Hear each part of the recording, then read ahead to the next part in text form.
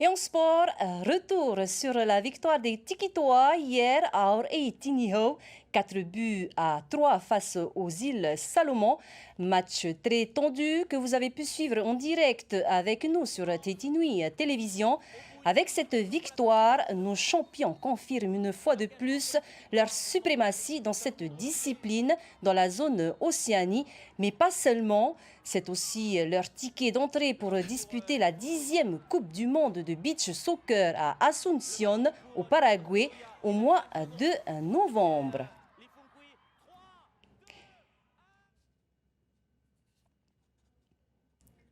Et pour développer ce sujet, nous recevons donc Reimana Lifunkui. Reimana Yorana. Yorana. Alors, 5e fois consécutive que vous disputerez une telle compétition. Seul le Brésil est déjà parvenu à une telle prouesse. J'imagine que ça a demandé des efforts colossaux. Oui, ça a demandé beaucoup d'efforts et surtout beaucoup de sacrifices. Parce que pour en arriver là, on a dû travailler très très dur. Et voilà, on s'aperçoit maintenant que le travail paye enfin, à payer surtout, après toutes ces années. Donc voilà, on est très content et très fiers de faire partie de ce petit comité restreint avec le Brésil pour s'être qualifié 5 fois d'affilée. À la suite d'un combat, d'un match très tendu avec les Salomon, surtout que nos joueurs n'étaient pas dans des conditions physiques très favorables, certains en tous les cas. Oui, voilà, ça a été un match très difficile pour nous, mais bon, ça a été un très beau spectacle, je pense, pour les spectateurs.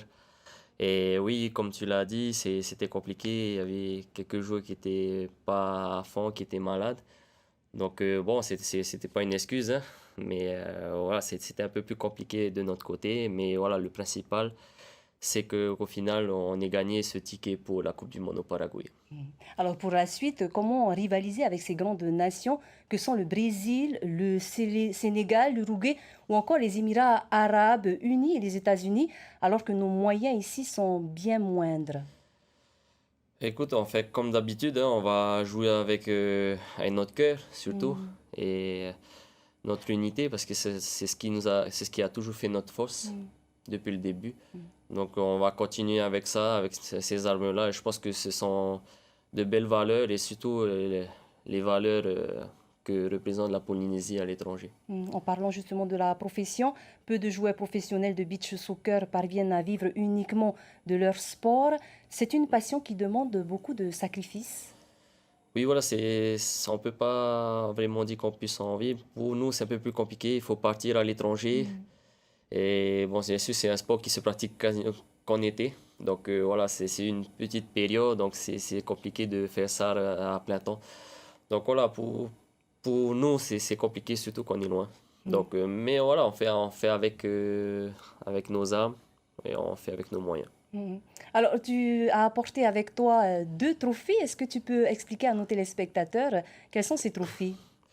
Alors, le premier trophée, c'est celui du trophée du tournoi qualificatif. Et le deuxième, je pense, c'est celui de Joe qui a eu le meilleur gardien du tournoi. D'accord. Donc voilà, c'est des trophées, on a remporté des trophées collectifs, mais aussi individuels.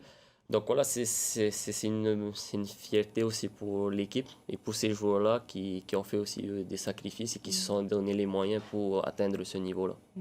Alors, on a constaté aussi que de nouvelles recrues ont émergé lors de ces épreuves qualificatives. Elles ont fait leurs preuves, ces nouvelles recrues. Oui, les trois nouveaux jeunes se sont très bien intégrés, hein. On a pu voir pendant ce tournoi ils ont montré de quoi ils étaient capables. C'était une première pour eux, mais je pense que voilà, au fil du temps, avec les différents tournois qui vont s'accumuler, ils vont acquérir encore plus d'expérience et se lâcher un peu plus encore. Justement, comment vont se passer les préparatifs pour cette Coupe du Monde au Paraguay en novembre? Pour l'instant, ça, on ne sait pas trop. Ce sera à notre coach de décider quel sera le programme pour cette préparation.